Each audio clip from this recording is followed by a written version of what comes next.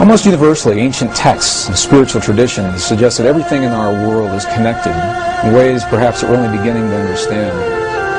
This field of energy, this subtle field of energy, is in fact described by Western scientists as a net or a web that creates what they call the underlying fabric of all creation. This field of energy has been here from the very beginning. It is an intelligent field, an intelligence that responds deeply to human emotion. We must feel the feeling as if the prayer has already been answered. And in that feeling, we are speaking to the forces of creation, allowing the world to respond to us, allowing this field, the quantum hologram, the mind of God, to respond to us with what it is that we are feeling within our hearts.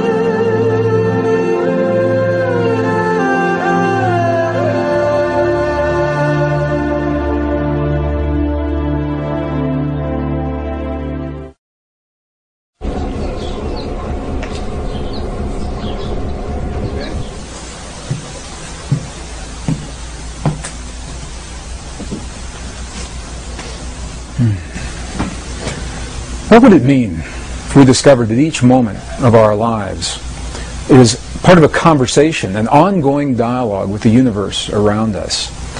What if everything that happens in our lives, from the healing in our bodies to the peace of our world, to our marriages, our families, our romances, our divorces, all the things that we see as life in each moment of every day, what if they're a reflection of this intelligence, this field of energy that the ancients described in their language, and now that Western science is beginning to describe in a language that we recognize? Well, a growing body of scientific evidence suggests this is precisely the way that our world works. That the world, in essence, is nothing more and nothing less than a reflection of what we have become from within, our thoughts, feelings, emotions, our beliefs, our prayers. Princeton University physicist John Wheeler suggests precisely this concept in an interview recently. What he said was that we live in what he calls a participatory universe. But rather than thinking of the universe as something that's already created and that we're plopped down in the middle of it having these experiences, what Dr. Wheeler is suggesting is that the universe is a result of what we are doing in our lives. He says we're tiny patches of the universe looking at itself and creating itself along the way. Now, this is a radical concept because it suggests that when we look into the world of the quantum atom for that most minute, ultimate particle, we may never find it. Because every time we look, the act of looking is consciousness, placing, creating, building something there for us to see. And when we look into the expanses, the vast expanses of our universe, searching for the very edge of what we call creation, we may never find it. Because the act of consciousness searching is the creative force that puts something in place. The growing body, scientific evidence, suggests this is precisely the way our world works. And what we'll find as we discover through the experiments that have been done recently in the 20th century is that the ancients may have been very, very close, in fact, to describing precisely the way our world works in the language of another time. Between 1993 and the year 2000, a series of experiments were conducted in accredited scientific and academic institutions that are now supporting precisely the concepts that the ancients so clearly spelled out in the language of their time. 3 of these representative experiments are absolutely shaking the foundation of everything we now believe about physics and the way our world works, and are in fact suggesting that we are connected through this field of energy. The idea that there may be an all-permeating essence that connects everything is really not so new, even in the world of science. In the late 1800s, there was this tremendous spiritual revolution that was sweeping the earth. And at that time, there was a great debate as to whether or not this field actually exists. And during that time, it was called the ether field. In 1887, a very famous experiment was conducted to demonstrate once and for all, does this field exist or does it not exist? And based on the results of that experiment, Western science, specifically Western physics, has believed that everything that happens in our world is discrete, non-related, isolated. Things that appear to be happening in the same instant in time are simply coincidence. The very famous Michelson-Morley experiment, the equivalent of the experiment, is if you were to go outside of the building where you are right now and moisten your finger and place it in the air above your head, and in that moment you felt no wind against your finger, and from that concluded that no air exists around you. That's the equivalent of this Michelson-Morley experiment. They believe that if this field actually exists, it must be moving. And when they tested for movement, they found none, and from that concluded that the field doesn't exist. From 1887 until the early 1990s, all of Western science was based on the principle that what happens in one place has absolutely no effect on what happens somewhere else. And now we know that this is absolutely not true. So I'd like to share with you 3 experiments that are absolutely shaking the foundation of Western physics. The first was conducted by a Russian physicist, Vladimir Poponin, in the early 1990s. He came to the United States to finish this series of experiments. And what Poponin did was he wanted to investigate the relationship between human DNA and the stuff our world is made out of, little packets of energy that we call photons, little particles of light, if you want to think of them that way. So the experiment consisted of taking a tube, a glass tube, drawing all the air out of this tube, creating what today we call a vacuum, implying that there's nothing left in this tube. However, we know that there's still something left, these little particles of light. So Poponin measured the particles to see how they were distributed. Did they fly all over the place inside the tube, or were they all accumulated at the bottom, or what happened with them? And the results of this part of the experiment were not surprising, because the little particles of light, the photons, were completely random, and this is what they expected. The next part of the experiment is where this gets really, really interesting, because they placed some human DNA into this tube. And the human DNA, when they remeasured the photons, the human DNA had caused the photons to form an alignment. The DNA was having a direct effect on the stuff our world is made of.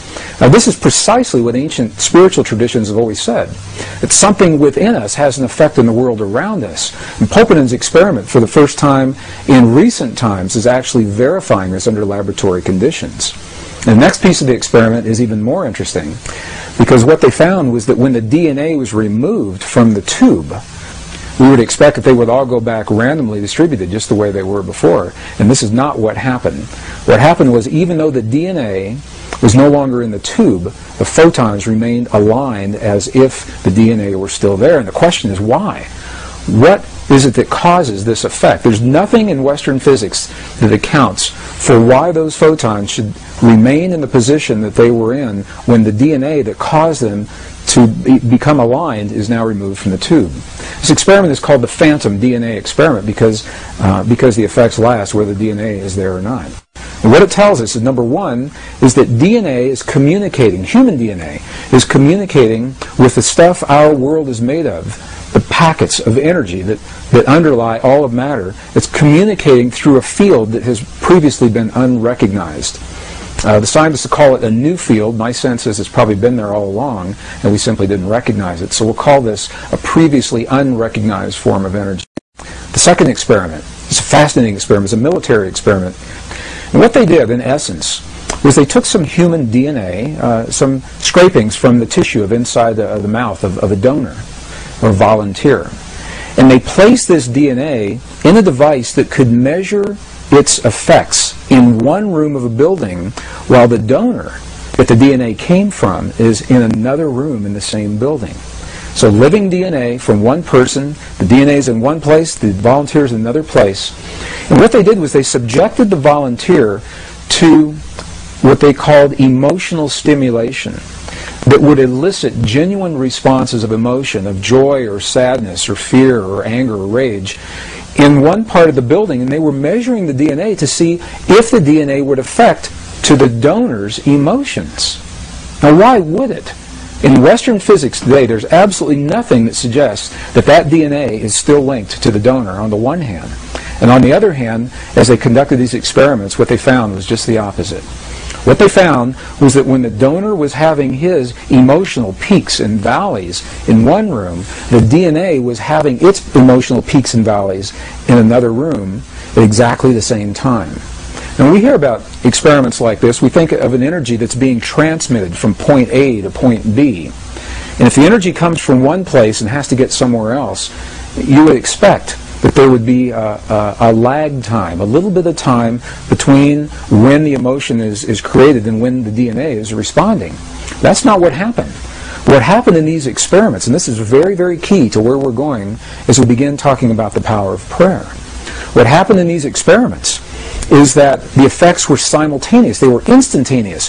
The instant that the donor was having his emotion, the DNA was already affected as if there were no transition time between the two. Well, these experiments were first conducted within rooms that were separated by distances of maybe 50 feet. Later experiments, however, were conducted where the DNA and the donor were separated by hundreds of miles. I had the opportunity to meet the designer of one of these experiments, Dr. Cleve Baxter, and he shared with me one of the experiments that he had designed where the donor was in Los Angeles, but the DNA was in Phoenix, Arizona, almost 400 miles apart. And the effects were precisely the same. Whether they're in the same building or separated by 400 miles, the effect is instantaneous.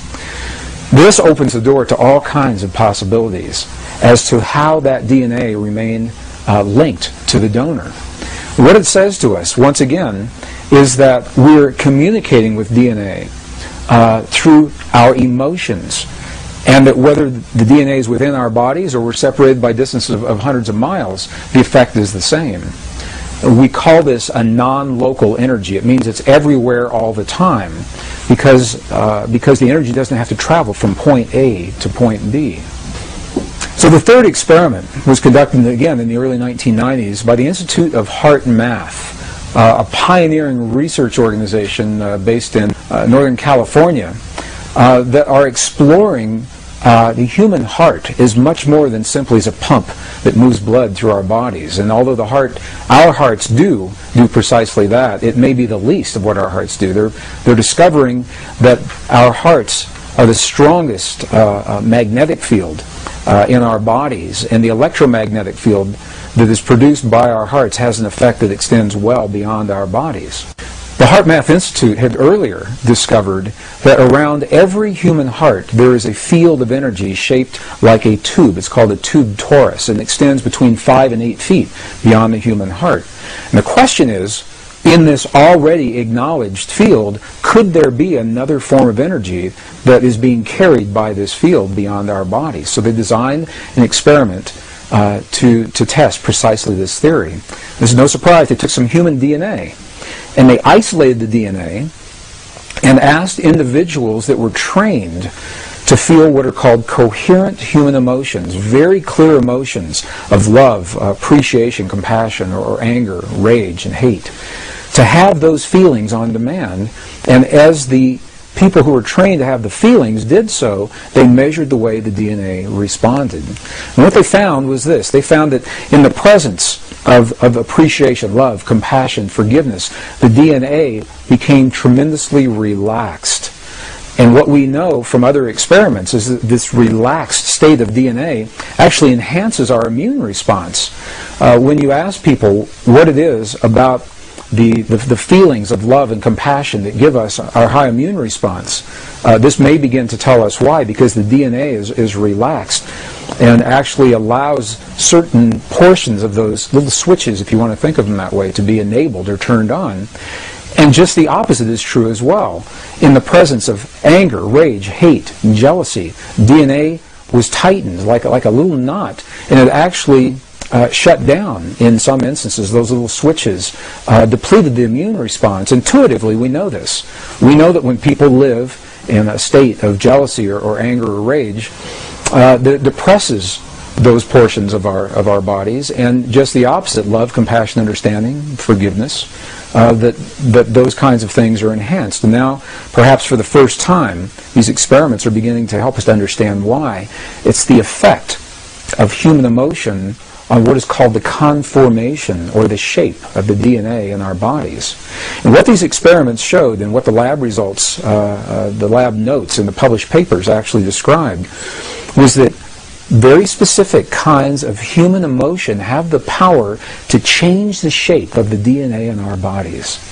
And this is an amazing thing to say, because what it says is that on demand, when we choose to elicit very specific kinds of feelings and emotions inside of our bodies, we actually have the power to change the way the DNA functions in our bodies. This is the beginning of an internal technology, perhaps a very ancient technology that was described in languages of our past that we're only beginning to understand. Well, each of these three experiments was interesting unto itself. In some instances, the researchers were not aware of the experiments that the other laboratories were doing. And these experiments are only representative. Other experiments have been conducted along the same lines, giving the same kinds of results. When you put them all together, however, rather than being interesting, isolated experiments, they begin to tell a story. And the story looks something like this. The first experiment, Vladimir Poponin's experiment, said that the DNA in our bodies has a direct effect on our world, on the physical stuff our world is made of on the energetic level.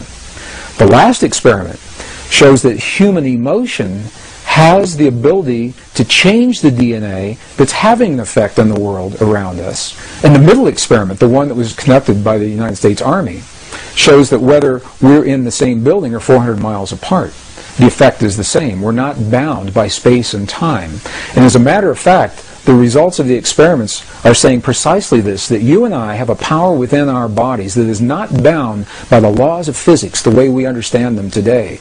That something within us linked directly to the emotion of our bodies, thoughts, feelings, our prayers, our beliefs, transcends the limits of time and space the way we begin to understand them today.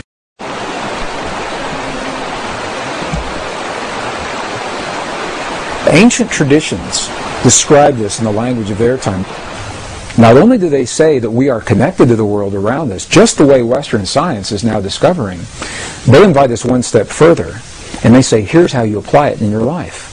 They left us very, very clear instructions saying this is the way you use this power, this inner technology within you to bring about change in your world, to bring about healing in your body, to bring about peace in your families and in your communities. And collectively, as many people come together, these principles work as peace between nations as well. And I'll share with you some of the studies that were done that describe precisely how this begins to work. One of the questions that I'm often asked with regard to this material is if these relationships exist, if they truly exist, why don't we know about them today? Why doesn't Western science understand these principles? Why are we just now discovering them? Well, the answer to that question begins in our understanding that the way we view our world today, our knowledge, is part of a lineage of wisdom that links us with our past. And we know that that link, the link that ties us with those who have come before us, has been broken at least 2 times in recorded history. Twice in recorded history, something happened, an event occurred, and we lost information. And in some instances, it's information pertaining precisely what we're doing right now. The first one of those breaks was with the burning of the Great Library of Alexandria in the 4th century. While we don't know precisely what was in that library, what we do know is that Roman historians had cataloged volumes and volumes of information. Scrolls is the way that the material was written at that time. The Roman historian Callimachos, for example, cataloged over 536,000 scrolls in the Great Library of Alexandria before it was burned, and many of them were very ancient in that time, in the 4th century. And we know that the scrolls contain some of the most ancient documents of the Hebraic, ancient Hebrew traditions, of the Egyptian astronomical traditions and medical traditions, much of the wisdom that had been passed down from thousands of years earlier, describing our relationship to our world, to one another, and perhaps to something even greater. When that library burned, we know we lost tremendous amounts of information then. And the second time was with the edits of the Western biblical texts, the biblical traditions in the 4th century as well, in the year 325 AD. It was during this time in the early Christian traditions when the Emperor Constantine pulled together a council. And at that time there was no biblical text, nice, neat, compiled text the way we see it today. It was a loose assemblage. Many of the texts were redundant. Some of them were poorly written. And very few people were able to access this material. And Constantine, in an effort to make it more accessible to a broad general audience, pulled together a council within the church and said, "Council, make me some recommendations. What should we leave in? What should we take out? How should we arrange this material?" And the result of that was what we call today our Western biblical text, biblical tradition.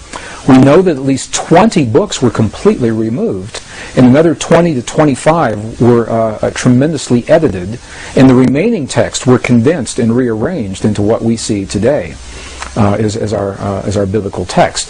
So as good as our Bible is today, the best biblical scholars will openly and freely admit that it is incomplete. And we know this because we're finding these documents in places like the Dead Sea Scrolls Library. This is why they were so controversial.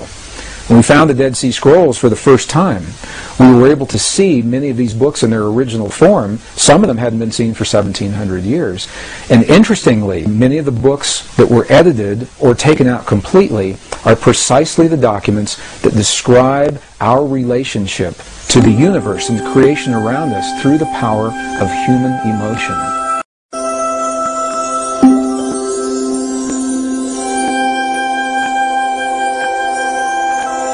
So now that science is beginning to tell us in its language, ancient spiritual traditions have shown us in their way, and in our own texts and documents, we're seeing references to precisely how these principles work. The question is, how do we apply them in our lives? How do we go about making use of this relationship between thoughts, feelings, and emotions inside of our bodies and what's happening in the world around us? Well, perhaps the best place to begin is by defining what a thought and a feeling and emotion really are. I've had this conversation with my mom many, many times. And Mom always says to me, she goes, "I always thought feelings and emotions were the same thing." And while they're closely related, there is a difference. So if we think of a chart, if you look at the ancient charts of the energy centers in our bodies, the chakra centers, if you will, what we see is the lower three energy centers of our bodies. They are closely associated with what we call the power of human emotion. And the ancients said we're capable of only two primary emotions. They said we're capable of the emotion of love, and whatever we believe the opposite of love really is. Whether we think of that as fear or hate. And when you get really deep into the traditions, what we find is they are actually both polarities of the same force. So in those lower centers, the power of emotion, we have two primary experiences, love and whatever we believe the opposite of love really is.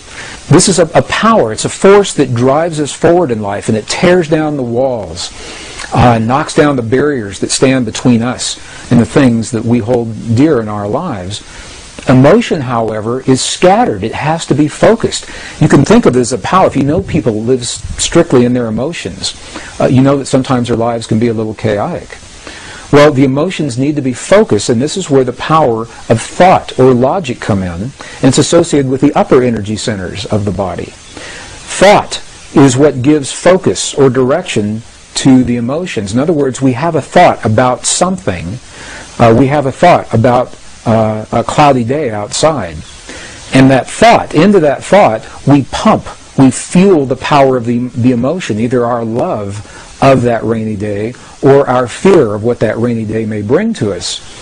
And by doing so, when we marry the power of emotion with the direction of the thought, by virtue of that, we create a feeling. So feeling, by definition, is the union of emotion and the thought. And the one energy center, interestingly enough, that is not accounted for in all the other systems, that remains unused in these ancient systems, is the heart center, and this is the one that is dedicated to the power of feeling. We feel in our hearts. So the feeling that we have in our hearts is the language that speaks to the field that Western science is now beginning to understand through their experiments. It's the power of human feeling that is the language that opens the door to the possibilities of what we create in our world. Well, scientists today, as they think about this field, it is so new, the idea is so new, that they've yet to agree even on a single term. Some scientists call this the quantum hologram. Some call it nature's mind. Dr. Ed Mitchell, former Apollo astronaut, calls this nature's mind. Scientists like Stephen Hawking call it the mind of God. As varied as the names appear to be, they're all speaking about essentially the same field, and they describe this field as a web or a net that underlies the fabric that links everything together. And it is this fabric, this web, this net, is what we speak to with the feelings in our bodies, with the feelings in our hearts. Ancient traditions not only recognized this relationship, they invite us one step further, and they left precise instructions in terms of how we apply this in our lives. In the late 1980s, I was an engineer working in the defense and aerospace corporations. I began exploring these concepts as an engineer, looking in the world around me to understand the history of those who have come before us. And it is that thinking that led me into the journeys of some of the most amazing places in the world, from the temples in Egypt, the Andes Mountains in Bolivia and Peru, into India and Nepal, the highlands of central China and Tibet, all through the American desert Southwest, searching for information and clues that would help us to understand how we relate to the world and how we can use this power of feeling, this power that speaks the language, the world around us. So as an engineer, when I began studying the principles of those who have come before us, the information that they left so that we could understand our relationship to the world around us and this ancient technology that today we call prayer, my thinking was that this kind of information would be best preserved in places that have been least disturbed by Western civilization. And this thinking led me into a journey, first time in 1998, into the highlands of central China, into Tibet, where we had the opportunity to explore 12 monasteries and 2 nunneries, speaking through the translators to those who actually live these principles in their lives. And this is the value of going to a place like Tibet, a living culture. We can go into temples in Egypt or temples, the Mayan temples in the Yucatan, and as fascinating as they are and as much information as they hold, the cultures that left that kind of information no longer exist. So at very best, we are speculating in terms of what they're saying to us. When we go into a monastery in Tibet, we can actually speak with the people who are there. We can ask them, when we see your prayers on the outside, what are you doing on the inside? What happens? What happens to your body? What are you thinking? What are you feeling? What are you emoting? Well, it was in Tibet where I had the opportunity to meet with an abbot of one of the monasteries, and I asked him through the translator. Same thing we'd ask all of the monks and all of the nuns, and it was his answer that was so clear to me. And I asked him, when we see your prayers for 12 and 14 and 16 hours a day, when we see the mudras and the mantras and the bells and the bowls and the gongs and the chimes and the chants that you're doing in your prayers for so long on the outside, I said, what are you doing on the inside? What happens on the inside? And the abbot looked at me, and I like to think he was laughing with me, or he may have been laughing at me, because he said through the translator again, he said, you've never seen our prayers, because a prayer cannot be seen. He said, what you have seen are the things that we do to create the feeling in our bodies. And the feeling is the prayer. Then he turned the question on me, and he said, how do you do it in your culture? How do you do this in your culture? And I began to think about the way we think about prayer in our culture today. When we lost the texts that describe how the power of emotion and feeling are actually the language that connect us with the universe and the creation around us, we began to believe that words are simply the prayers. That if we say the right words, the right number of times, the right day of the year, the right time of day, that we've said the prayer. And as well-intentioned as those prayers may be, what we know is that there's a modality of prayer that carries us far beyond where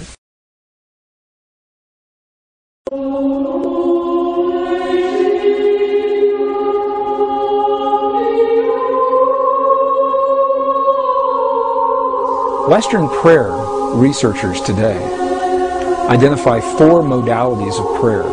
They say when we pray in the West, we use one or some combination of these 4 modes of prayer. The first is an informal prayer that's called a colloquial prayer. I had a friend of mine that lived in the Bay Area in San Francisco that would say this informal prayer coming home from work every Friday on the interstate. Dear God, if you let me get to the Conoco station before my tank runs out of gas, I'll never let my tank get this low again. And that is an informal prayer to God. The second mode of prayer is what is called a petitionary prayer, where we petition the powers to be. We petition the angels, or we petition God. Amen. Dear God, I claim the right to heal and be healed now in all past, present, future manifestations. That would be a petitionary kind of prayer. The third mode of prayer is a ritualistic prayer. Now I lay me down to sleep. God is great. God is good. And the fourth mode of prayer is a prayer that has no words. It's simply a meditative prayer where we become aware of a presence around us and in the silence. And there's some dispute as to whether or not this is even a mode of prayer or not. But this is the way Western prayer researchers typically think of prayer in our world today. And as good as those modes are, and as well as they describe the way we pray, there's always been another mode, a fifth mode, that is not described in these modalities. And this is precisely what the abbot in Tibet was describing to us. He was describing a mode of prayer that's based in feeling. And he said we must feel the feeling as if the prayer has already been answered. And in that feeling, we are speaking to the forces of creation, allowing the world to respond to us, allowing this field, the quantum hologram, the mind of God, to respond to us with what it is that we are feeling within our hearts. So, rather than praying and feeling powerless in a given situation, dear God, please let there be peace in the world, this mode of prayer invites us to feel as if we are participating in that peace, just as John Wheeler suggested, that we are part of all that we see. And as we feel the peace in our world or the healing in the bodies of our loved ones, we're actually empowering the field to mirror that back to us in a way that will bring those changes about in our lives and in our world. Well, this is precisely what the abbot was saying to us in the monastery in Tibet. In the early 1990s, I had the opportunity to see this mode of prayer, this feeling-based prayer, enacted in a real-time situation. And I'd like to share the story because it perhaps best describes what otherwise is a nebulous concept regarding precisely how feeling-based prayer works in our lives. During the 1990s, early 1990s, the desert Southwest was experiencing one of the worst droughts in history. And a Native American friend of mine invited me to join him one day in a place in the high deserts in northern New Mexico to share in a prayer of rain. He didn't have to ask me twice. I said, you bet, I'd love to participate and see what this prayer is all about. So we met at an agreed upon location, and we hiked through several 100,000 acres of beautiful high mountain desert sage until we came to a place that was so old, even the people today don't know who built this place. It was essentially a stone circle, and each stone was placed just as it was by the hands of the ancestors so long ago. And it was in this place that my friend began his prayer. What he did was he removed his shoes, stepped into the circle in his bare feet. He honored all of his ancestors. He simply said, all of my ancestors, all of my ancestors. Honored the four directions. He turned his back to me, held his hand in a prayer position, just a few seconds. And then he turned around and looked at me and he said, I'm hungry. Let's go get a bite to eat. And I said, I thought you were going to share this prayer. I thought you were going to pray for rain. And he looked at me and he said, no. He said, because if we prayed for rain, rain could never happen. Because the moment you pray for something to occur, you've just acknowledged that it does not exist in that moment.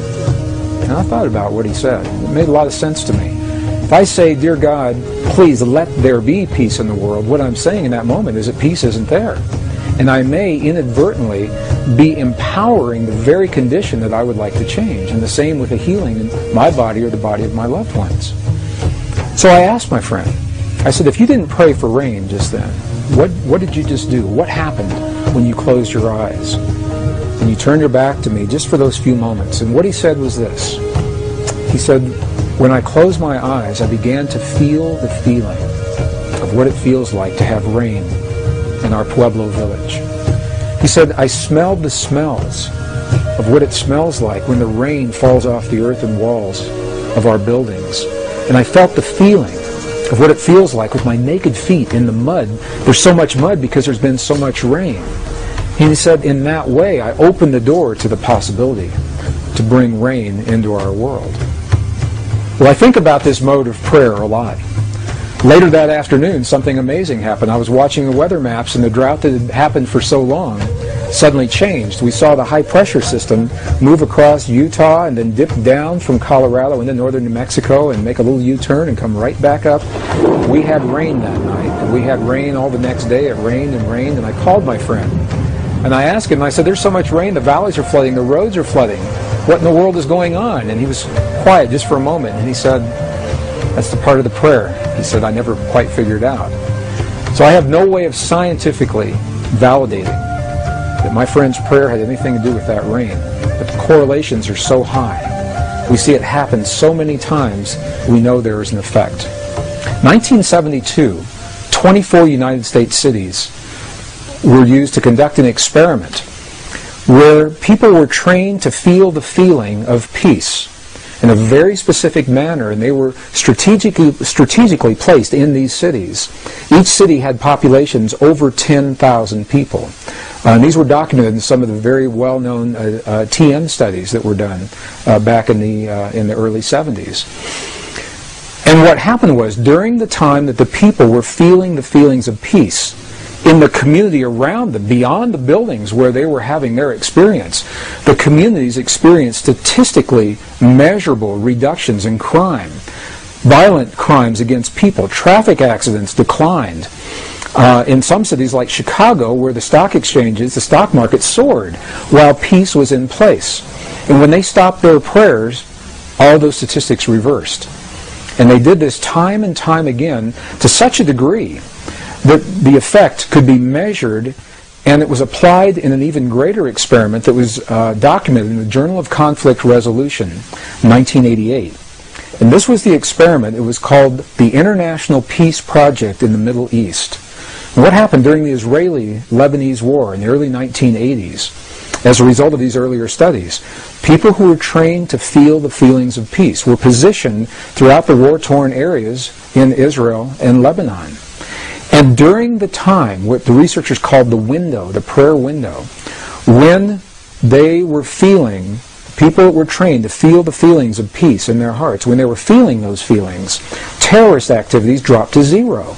Crimes against people declined. Emergency hospital room visits declined. And they tried doing these experiments different times of day, different days of the week, to make sure it wasn't an effect of weeks or weekends or holidays, or different times of the month to make sure it wasn't an effect of lunar cycles affecting people.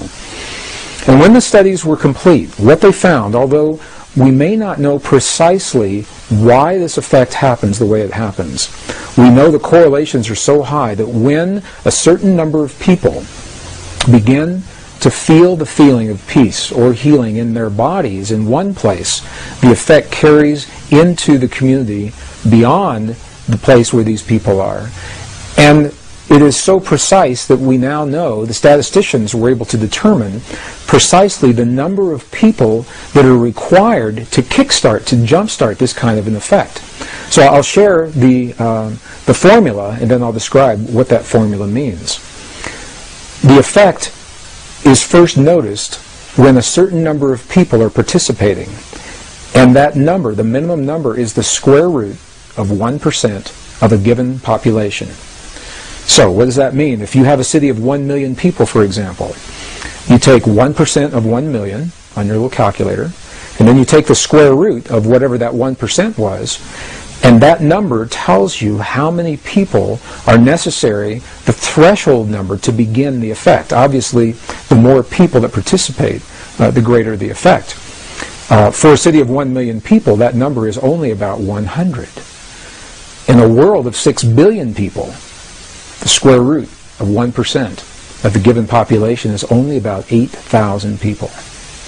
8,000 people, according to these studies, are the number of people, that's all that's required, to feel the feelings of peace in their hearts in a given moment in time, simultaneously, to kickstart, to jumpstart that consciousness linked through the field, as we know the field exists today, before that peace is felt in the world around us.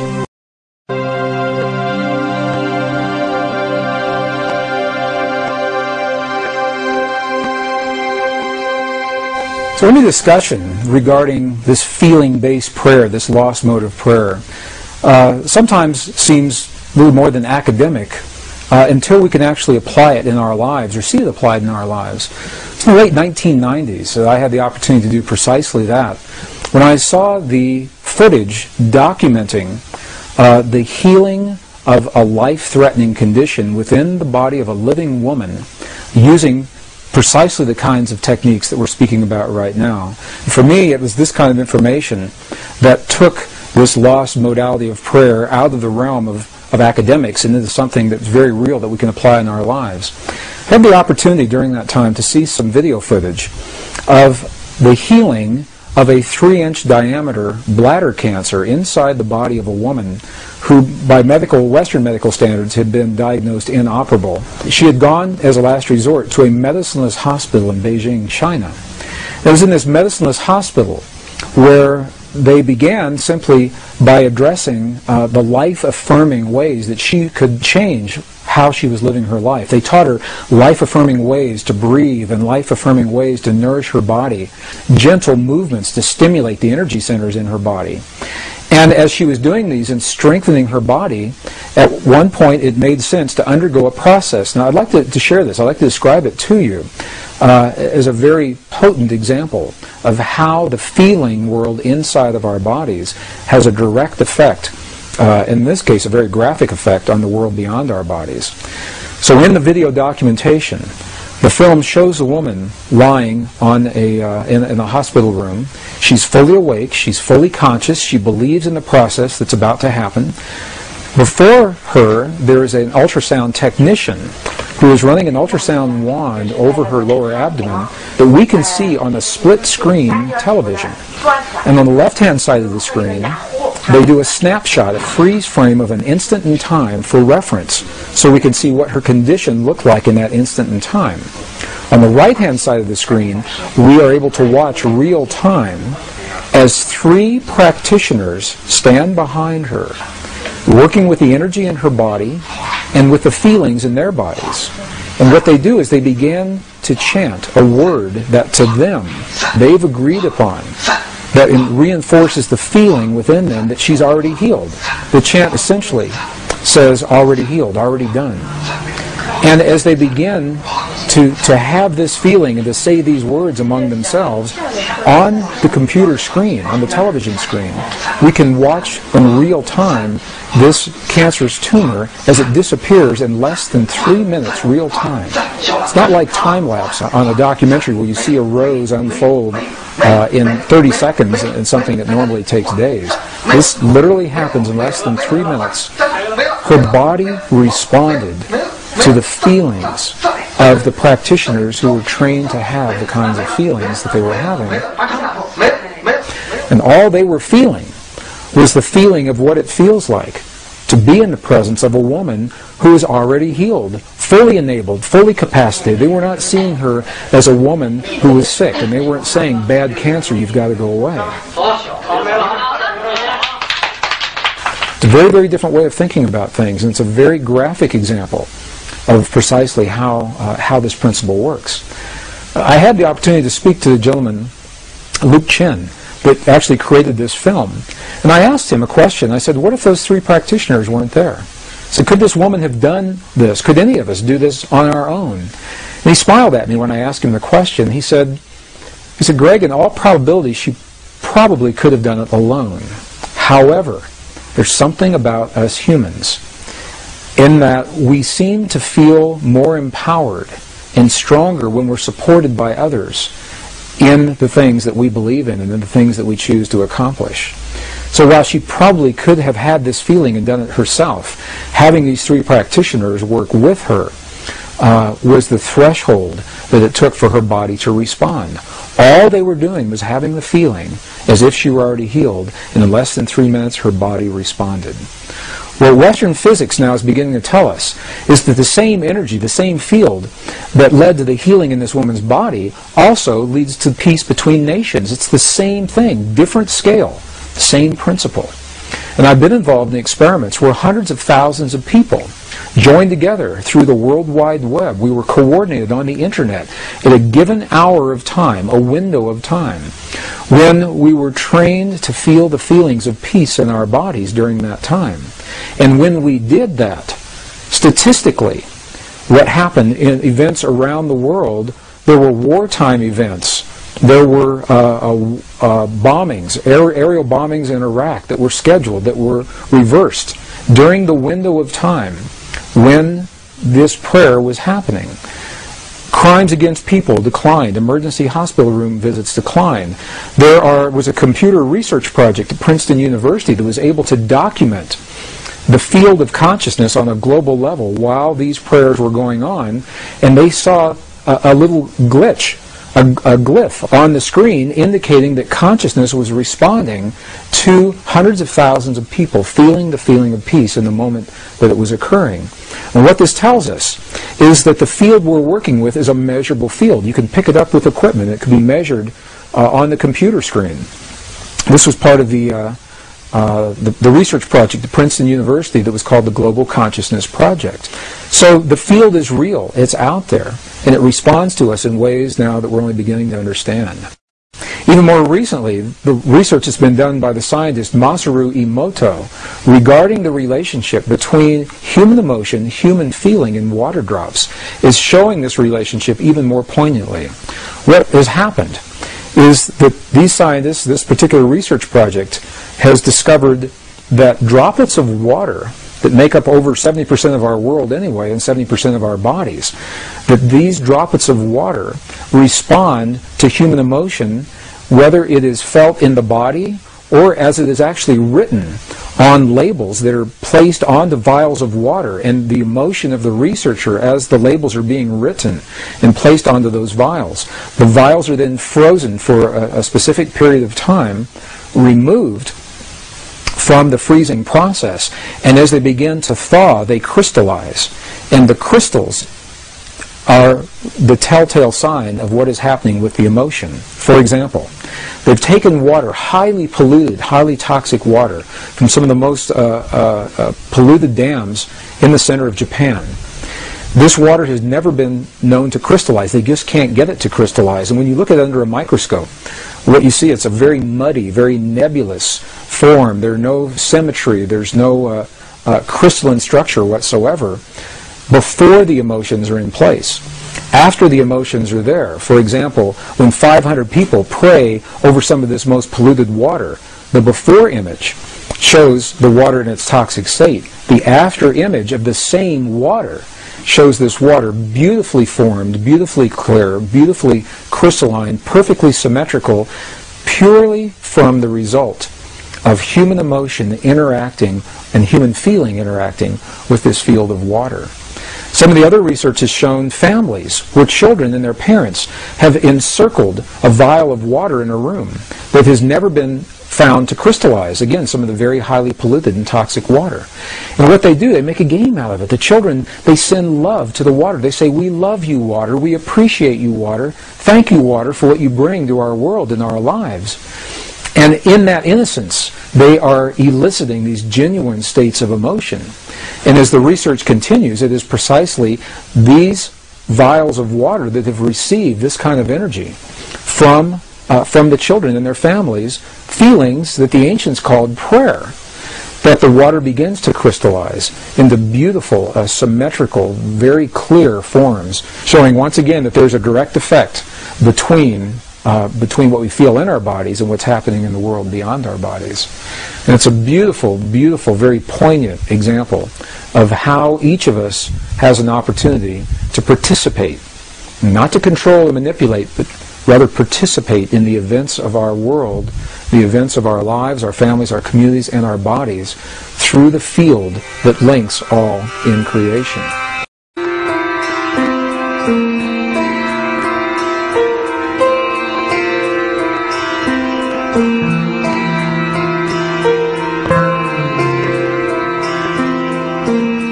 One of the powerful principles, most powerful principles regarding the way this field works is the fact that the field appears to be holographic in nature. The definition of a hologram is that it's a pattern. No matter how finely divided the pattern is, the whole remains, even in the smallest portion. For example, a few years ago there were bookmarks shiny little foil strips, and when they were shown in direct light, that had an image of a rose fully in bloom, or the image of Mother Mary, or the image of a dolphin jumping over a pyramid. And in these bookmarks, if they were truly holograms, you could take and cut them into the smallest pieces, and then take the smallest one of those and cut it again, and look at it under magnification, and the entire pattern would still remain even in the smallest piece. And I share this principle now because it appears that consciousness, our consciousness through this field, works precisely this way. What it means is that all of us, as smaller portions of a greater pattern, are connected. And the seemingly little things that we do in our lives, day in and day out, the way we respond to one another at the family dinner table during our conversations, the way that we feel about the 6 o'clock news, the way that we respond to a driver that cuts us off on the freeway just before we get to our exit, in those seemingly insignificant moments of life, we are actually having a conversation with this field, the quantum hologram, the mind of God, individually. And when we put all of our little conversations together, that becomes the collective answer. The field mirrors back our collective love, our collective appreciation and gratitude, or our collective anger and rage and fear. So as we watch the events in our lives and our world unfold, and we ask ourselves, why are these things happening? And how can these things happen the way we see them? We might want to keep these principles in mind and ask yourself, do you believe, do you see these principles that I've just described? Do you see them playing out in the world around you? And if so, if the principle works in one direction, it works in the other direction. As we begin to feel the feelings of the things that we choose to experience in our lives and our world, by definition, the hologram must mirror those things back to us. I hear from so many people that when we offer our prayers from within our bodies, that they need to be sent to the place that we choose for them to be. If we want prayers in the Middle East, that we have to send that energy there. Or if we want prayers of healing for our loved ones, that we somehow have to transmit from our bodies to where our loved ones actually are. Well, I know that these principles are well-intentioned. What the hologram says to us is that we don't have to send anything anywhere. It says that when we feel a feeling in our bodies, it already exists everywhere because we are part of that whole. Just like the pattern is complete, no matter how small we cut that bookmark, we are little pieces of this greater hologram, of this greater consciousness. And by virtue of simply feeling and using the energy to create what we choose within our bodies, it already exists everywhere all the time. Maybe you've had this experience. Have you ever gone to pick up the phone to call someone that you have an affinity for and found that they were already on the other end of the line?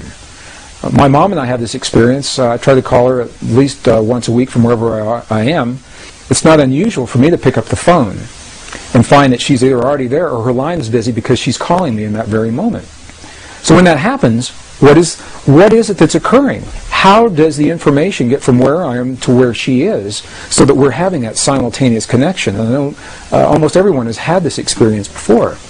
In the quantum hologram, perhaps, the holographic principle, this is the answer to this question. It's because when we feel something in one place, to some degree that feeling is already existing in every other place. And to the degree that we can focus that feeling within our bodies and hone our ability to feel those feelings clearly in our hearts, rather than simply think them in our minds, to that degree we have the opportunity for the kinds of healings that we see in the medicineless hospital, and for the effects that we feel inside of our bodies to be carried beyond our bodies into the world around us. So what does this information say to us today, really, about the way we live our lives and what we see happening in our world? At the very least, what it says is that there's something out there. There's a field, a living intelligence that links, it connects everything in creation, excluding nothing. Whatever we see happening in our world, whatever we have happening in our bodies, we know by virtue of this principle that it's part of everything else. We know that we are linked to the field through what we call thought, feeling, and emotion. And specifically, the feelings in our hearts are the language that speak to the field. It's the language that the field recognizes.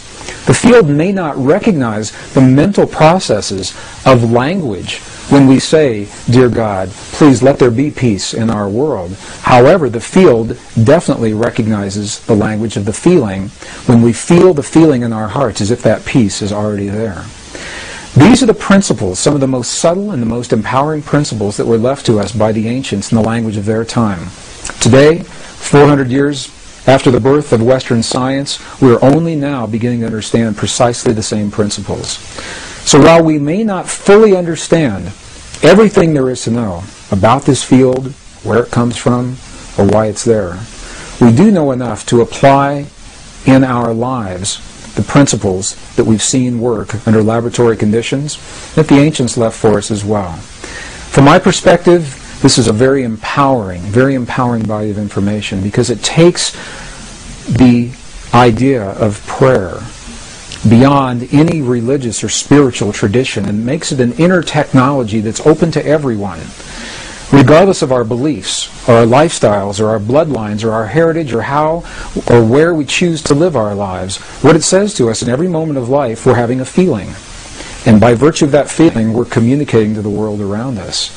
So rather than seeing a prayer as something that we do every once in a while, when we'd like to change our world, and then we stop the prayer and get up and walk away, perhaps we can redefine prayer as the way that we feel in our lives, and because we're always feeling in every moment in life, life becomes the prayer. Life becomes the living prayer. We can always have the feelings of peace in our hearts, whether we're driving down the freeway or studying in our classroom or going to the mall or the airport. To some degree, we can feel that feeling of peace. Life becomes the prayer. And as we look at the world around us and we see a world that so many people is changing so very, very fast, some people feel the world is absolutely out of control, feel powerless to do anything about it.